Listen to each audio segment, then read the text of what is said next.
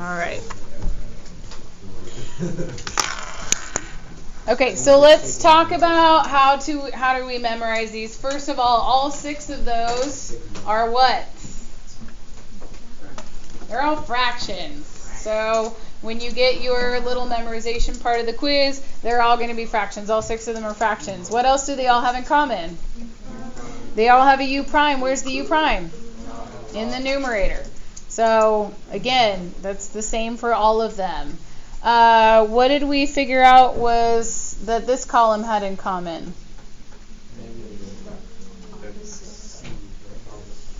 So these are all your inverse cofunctions, and these are all negative, right? So the u prime is negative in the top. And then how do those relate to these?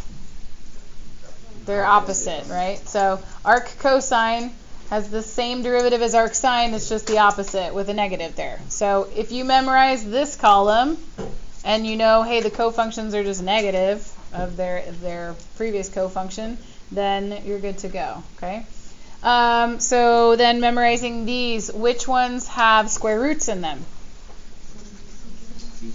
The last one. Sine and secant have the square roots. So the ones with the s's have the square roots. Which one has a plus in it? That's arctangent. So plus kind of looks like a little t, and so the arctan is the only one with a plus. Which one has a second thing in the bottom?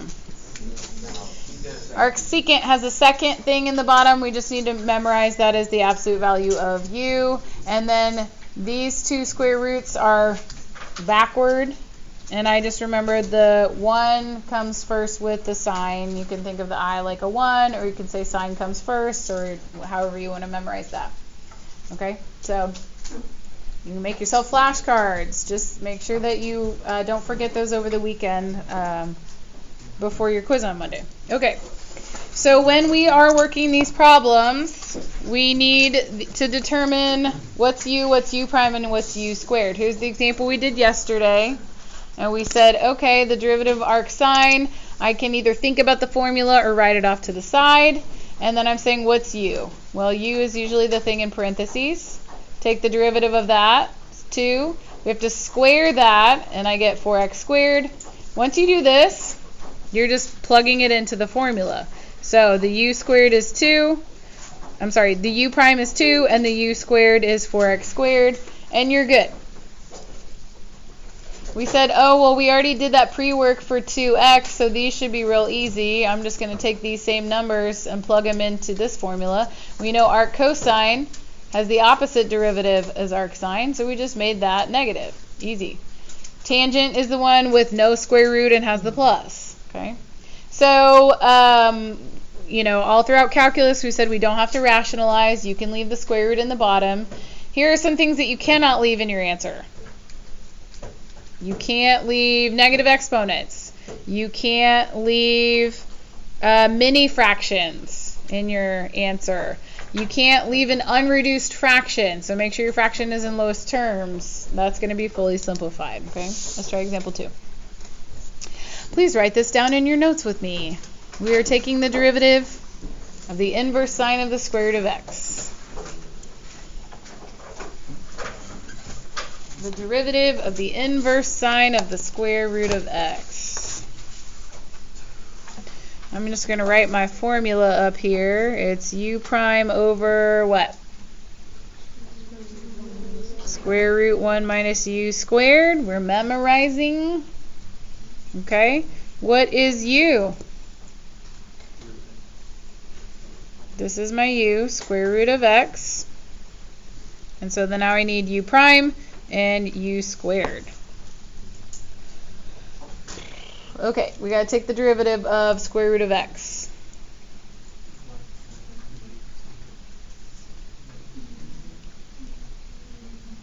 What's another way to write square root of x? So this may help you, writing that x to the 1/2. And then use your power rule, so that's the derivative would be 1/2 x to the negative 1/2. Another way to write that would be 1 over 2 square root of x. or 1 over 2x to the positive 1/2, if you get rid of that negative exponent. All right. And then what about u squared? It's just, it's the square root of x squared is just x. Okay, we've done all of our pre-works. Now we're going to take these and plug them into there. So here's your fraction. U prime is 1 over 2 square root of x. Ooh, we already have a mini fraction. Over the square root of 1 minus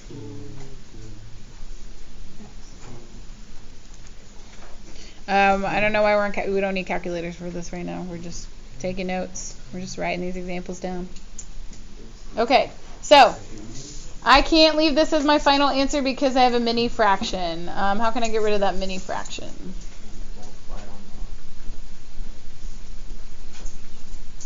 So what would you get?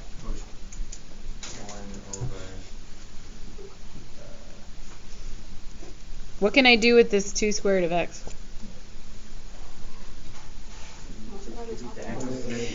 Technically, you're multiplying the top and the bottom of the big fraction by 2 square root of x, and up here they cancel and I just have the 1, and now I just need to, you're basically moving it downstairs to the denominator. So this little denominator comes down and joins the big denominator. Okay, so if you leave your answer like this, you'd lose a point for the mini fractions. If you leave your answer like this, you're going to lose a point for not multiplying your roots together. We can simplify this a little bit more, right? Side note, we have an exponent law that says the square root of a times the square root of b is equal to what?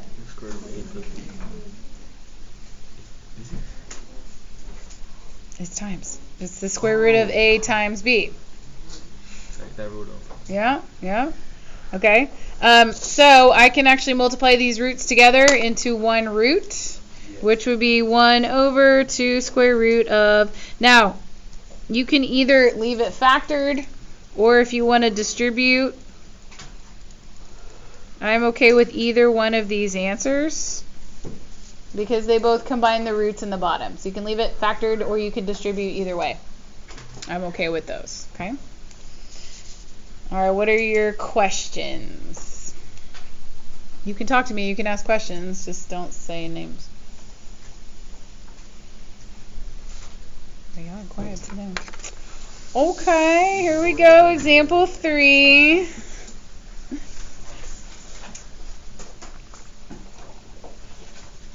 Derivative of the arcsecant of e to the 2x. And here's the thing, because u can be any function of x, you may have to recall all of your other derivative rules to solve these problems. So for this one, what's u? It's e to the 2x, which is an exponential function. And I have to find u prime, so I need to know what's the derivative of e to the 2x. Very good. You rewrite it. You multiply times the derivative of the exponent times the natural log of the base. The natural log of e is 1, so good memory for that. What about u squared? E to the 2x quantity squared. You have a power to a power. Power to a power, you multiply.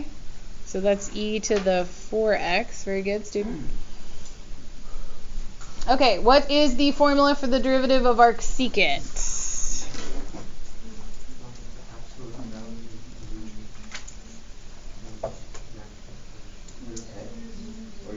This one's u squared minus 1. Okay, so it's positive u prime. It's got a root in the bottom. The u squared comes first in the root, and then it's got the second thing, the absolute value of u. Okay, so let's take these exponentials and plug them in there. This is going to look like 2e to the 2x. I'm with you too. Yeah, it's been a long week. 2e to the 2x over the absolute value of e to the 2x times the square root of e to the 4x minus 1. If you need to extend your radical or extend your fraction, make sure that you do that.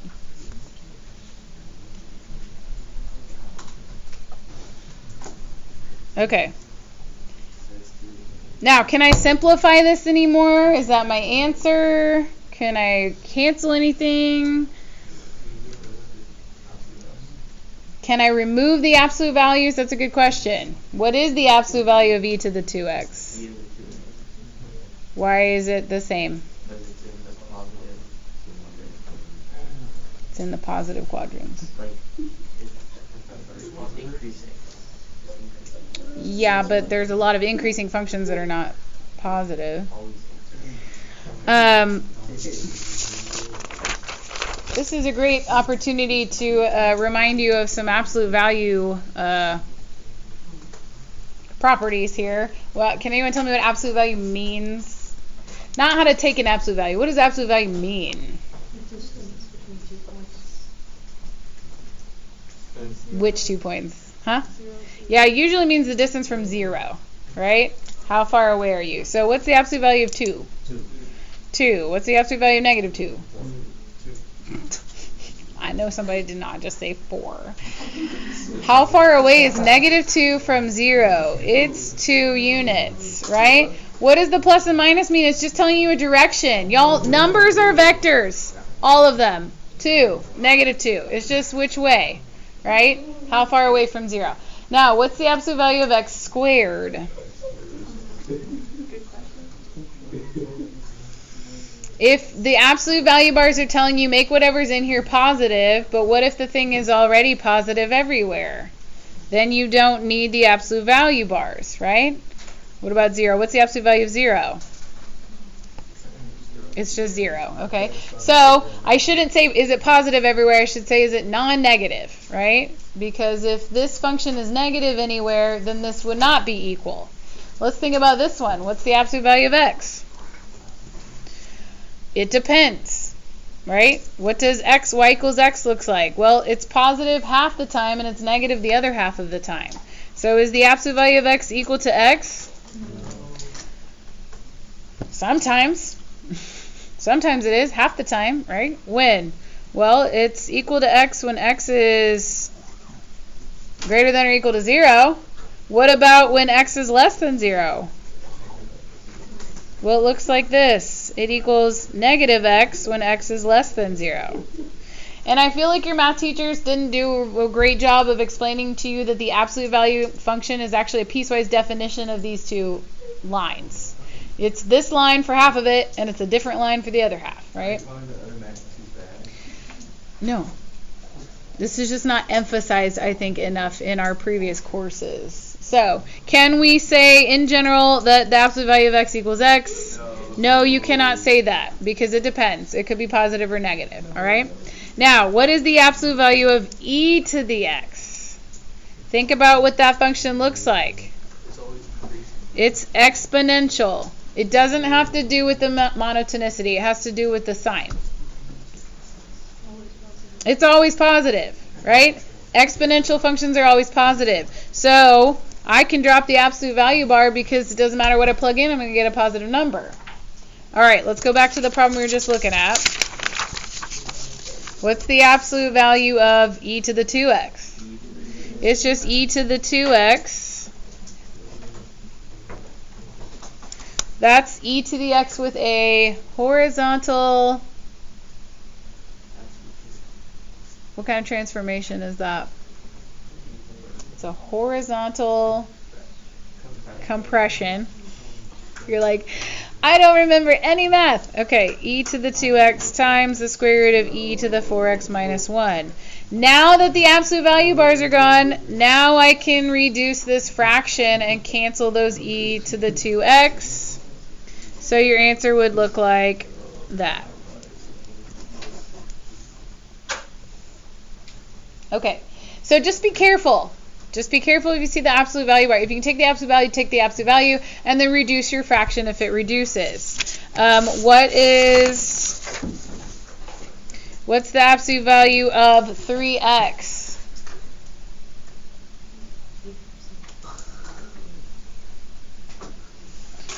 Well, the absolute value of x could be plus or minus. What's the absolute value of 3? So I can actually take the 3 out. I can take the 3 out. That's a constant multiple. It can come out of your root too. I mean, it come out of your absolute value bars. Okay. So if you see that on the homework, you can take the coefficient out, but I can't take the variable out. Okay. All right. Let's see. Next example. Find the derivative of the inverse cosine of x over 3. You will see questions very similar to this on your quiz on Monday, so make sure that you are locked in, which is really hard to do because it's Friday. Wait, locked in or keep missing? I always said, fight me. Who's a bigger nerd in the school? I'll fight him. It should be me.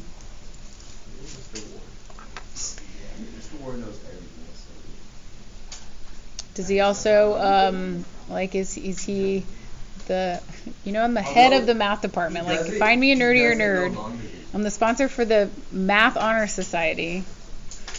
You literally worked for NASA. I worked for NASA. I'm bilingual. I play an instrument. I was summa cum laude when I graduated. I was a drum major. Find me a nerdier nerd. I'll fight him. I'll fight him. Best teacher overall or like nerdy? No, I was just asking about best teachers. Wait, Miss King not being there is wow. Well, we should put her up there. I'll put her up there. Yes, student. Yeah, student. No, Teach, it's Miss, okay. You gotta say Miss K. You can't say words like queen and king up in here because of my YouTube video. Okay, let's find. No, man. Let's so the u's going to equal x over 3. Let's think about the formula for arc cosine. Come on, focus with me. I don't have that many more. What's the derivative formula for arc cosine? Negative version of the sine 1. Yeah, what's the sine 1 look like on the bottom? Square root of 1 minus u. All right, good job, Big T. I can say that because T can stand for anything. That's me. Can I say the pork product? Yes. Okay. They refer to me as ham. You're such a ham. Okay. All right, so what is the derivative of x over 3?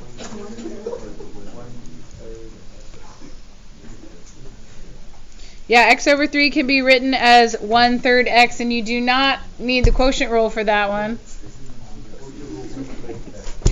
Just like every time it's there, you're not even paying attention. It's just...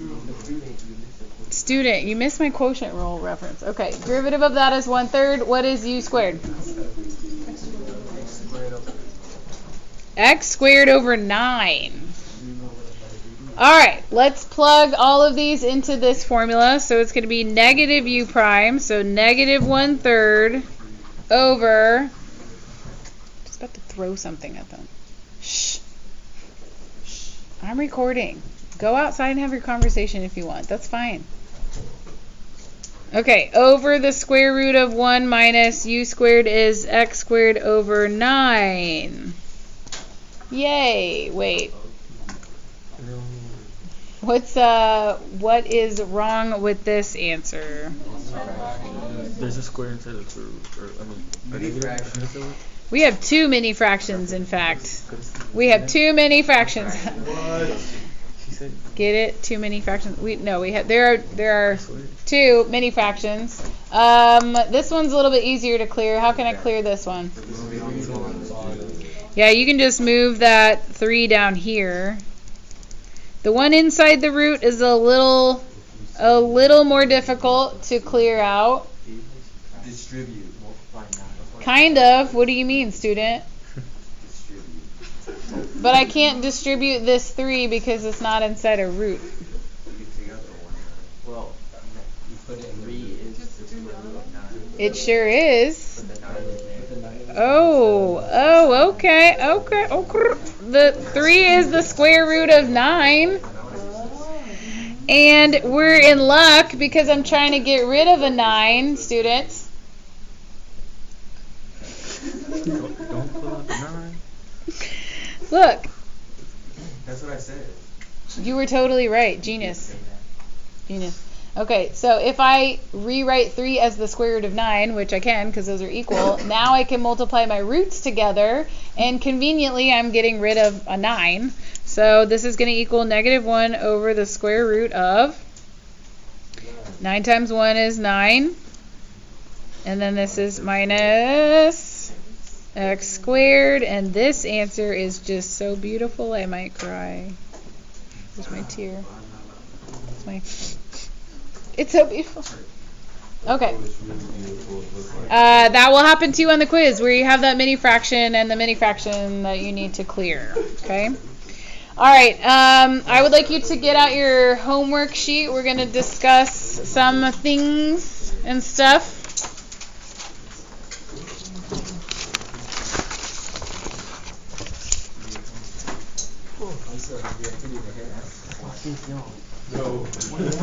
Now, here's what happens. I teach these rules. I show you how to use these new derivative rules, and then you get to the homework. You're like, why is the homework so much harder than the examples did in class? And I'm like, that's because I was just teaching you the new stuff.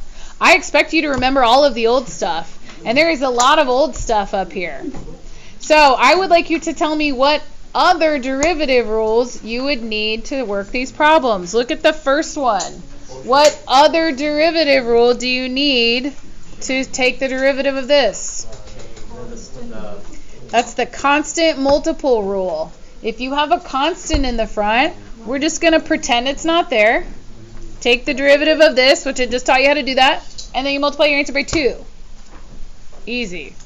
What rule would I need for 48? That's the product rule. In fact, let's write PR. That's the product rule. That's the derivative of the first times the second plus the derivative of the second times the first. You got those 4 things, and only one of them is new. The rest of it's old, okay? 47. What rule would we need? The fraction rule. Hey, student, what rule would we need? No. Yeah. You would need the quotient rule for that one. Okay?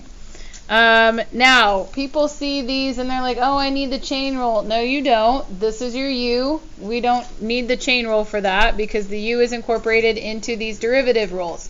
However, there is one that you would need chain rule for. Which one is it? 49. This one, I have an inverse trig function inside a different function. This one you need chain rule for. We'll work that one together, okay? What rule would I use on 50? Sum and difference rule. You're going to take the derivative of that and the derivative of that, and you add them together. But wait.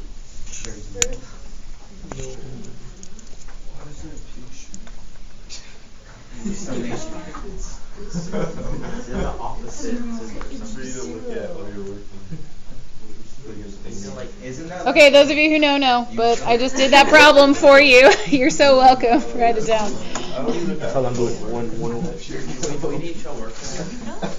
No, I'm not. What do you know about these two formulas, everyone? They're opposite. Great. That's so easy. It's already done. Okay.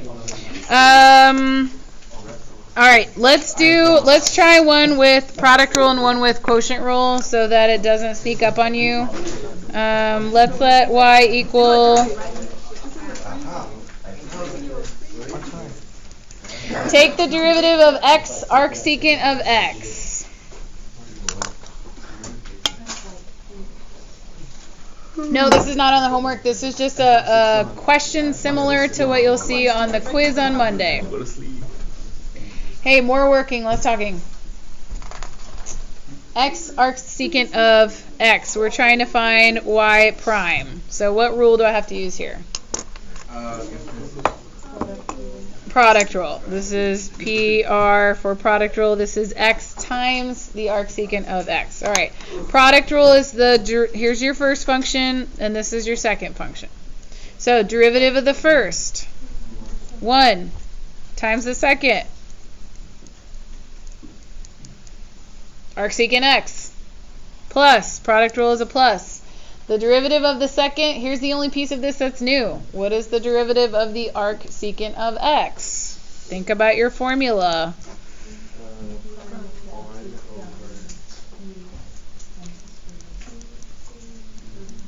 We're memorizing our formulas. We're memorizing our derivative rules. What's my u? U is x. U prime is 1. U squared is x squared. Okay, so what is the derivative of arcsecant x?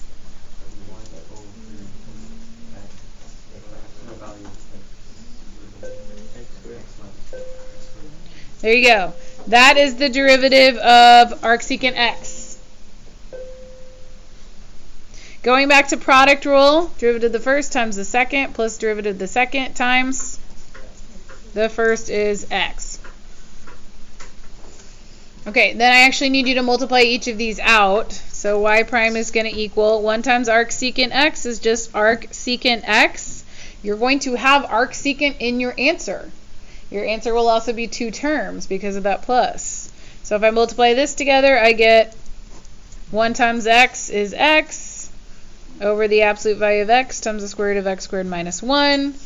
I can't take the absolute value of that and reduce it, so I'm just going to leave it like that. That's it. That's what your answer is going to look like on your quiz. Type.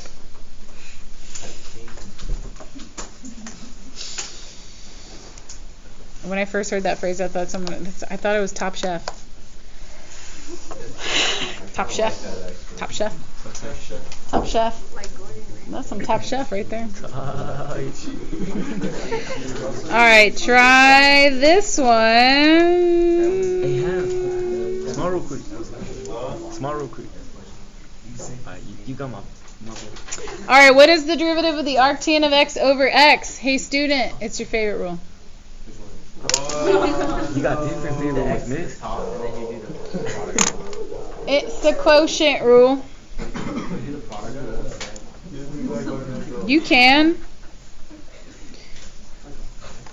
Okay, so derivative of the top arctan is u prime over 1 plus u squared.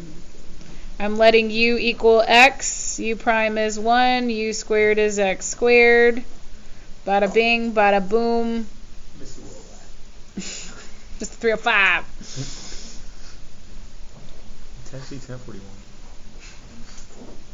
Yeah, it is 1041. Okay. What's the derivative of arctan x?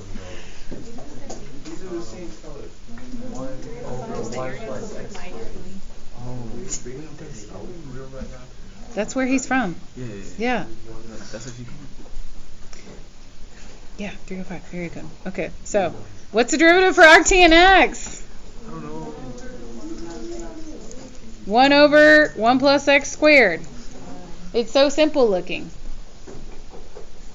Okay, derivative of the top times the bottom x minus derivative of the bottom 1 times the top arctan x over the bottom squared.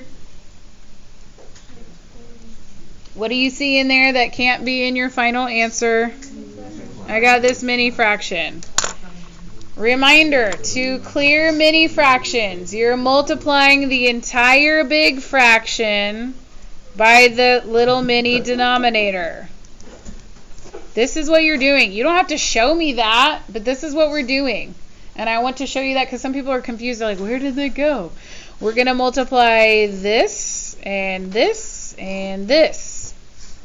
There's a minus up here, so it has to distribute to every term. So when I simplify this, I get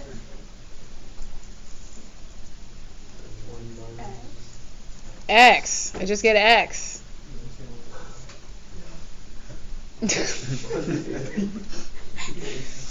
I think I'm going to assign groups on Monday's quiz.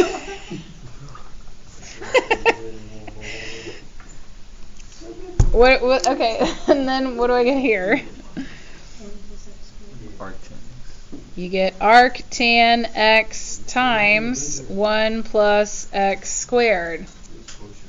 and you're just going to leave that product there, over x squared times 1 plus x squared. Here you can distribute it if you like to x squared plus x to the fourth, but you don't have to. This is be the answer I'm looking for. That's what's on my key. Okay, so we got to clear that mini fraction. We're multiplying every single term by that mini denominator. So here it goes away, but it should show up here and here.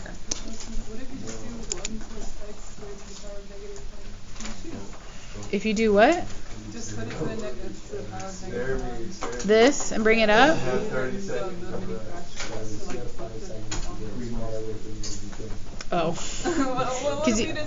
Because you can't have negative exponents in your answer. Oh, okay. It's the same thing as a mini fraction. Oh, okay. Yeah, they're the same thing. I would like to do number 49 on your homework with you. Number 49. If you would like to tune out, your option is to work on your homework silently. Those are your options. You can tune in or you can work on your homework. I'm about to do one of your homework problems for you. You're so welcome. H of t equals the sine of the arc cosine of t. So you got to pay attention to your variables. On some of the homework problems it's using x, some of them it's using t. So make sure that your answer just has the same variable given. Okay, there are actually two different ways to work this problem. I'm going to show you both ways, and whichever one you vibe with better, do it that way on your homework. Well, I'm doing your homework. Do it that way on the quiz if you want. So the first way is just to use what rule? There's no quotient up here. This is the chain rule. This is the chain rule. So this is sine is your outside function and arc cosine of t is your inside function. Chain rule says we take the derivative of the outside of your stuff times the derivative of the inside. So starting here, derivative of sine, cosine of your stuff, arc cosine of t, times the derivative of the inside. This is the new thing. What's the derivative of the arc cosine of t? It's negative u prime over square root of 1 minus u squared. My u is t. My u prime is 1. U squared is t squared. Yeah? Okay. What is derivative of arc cosine t then?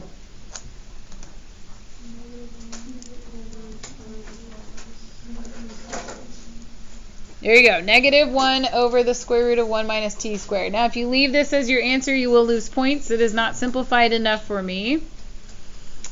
Because look at this. It's the cosine of the arc cosine of t.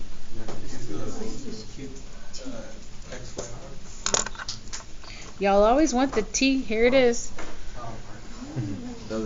Cosine of the arc cosine. Those are inverse functions, and they cancel each other out. That just equals t. Oh, look, and then I just have t times negative 1 over square root of 1 minus t squared. So my final answer would be negative t over the square root of 1 minus t squared. I'm not talking.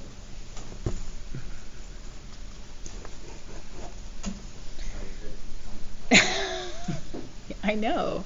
Okay, so that's one way. That's one way you can find the answer is to do that chain rule. You just have to simplify the cosine of the arc cosine and know that those are inverses, and so that just cancels and you get t, and you can multiply those together. Okay. Here's another way to think about the problem. Another way to think about the problem is figure out what this equals first. What's the sine of the arc cosine of t? You had a problem just like this on your last homework, but instead of a t, it was an x. Or a 3x. Or a, I don't know, sine. My question is, what is the sine of the arc cosine of t? Arc cosine t over 1. Boop, boop, boop, boop, boop, boop, boop, boop. well, this is t over 1, and so the cosine of this angle is t over 1. That's x over r. That's x over r. And I'm looking for the sine of this angle. So I need this side. What's the length of this side? A squared plus b squared, x squared plus y squared equals r squared.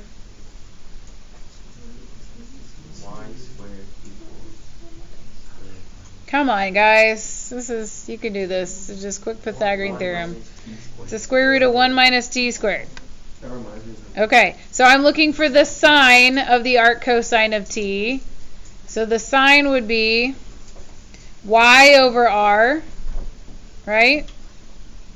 So that would just be the square root of 1 minus t squared. Now that's not the answer. The question is what's h prime? This is h. The sine of the arc cosine of t is equal to the square root of 1 minus t squared. All I did was simplify this, okay? But now I need to actually take the derivative. But notice there's no trig function in it. I just need to take the derivative of that. How do I take the derivative of that? This is an old question now. Chain rule. I'm going to write this as 1 minus t squared to the 1/2 power. I still have to use chain rule for this problem no matter which way you do it. Chain rule, so it's going to be 1/2 times stuff to the negative 1/2 times the derivative of the inside. Negative 2t. What's going to cancel here? And then I'm left with the negative t over the square root of 1 minus t squared, which is the answer. There's two different ways to think about it. So either you're using the chain rule from the beginning with the trig functions and simplifying this here, or you are using your right triangle to get rid of the trig functions and then take the derivative with chain rule. So it's like, are you doing chain and then trig, or are you doing trig and then chain? It doesn't matter. You get the same answer either way you do it. Okay, so you have those options on there. All right, I am going to stop this video and we're going to have some time to work on our homework.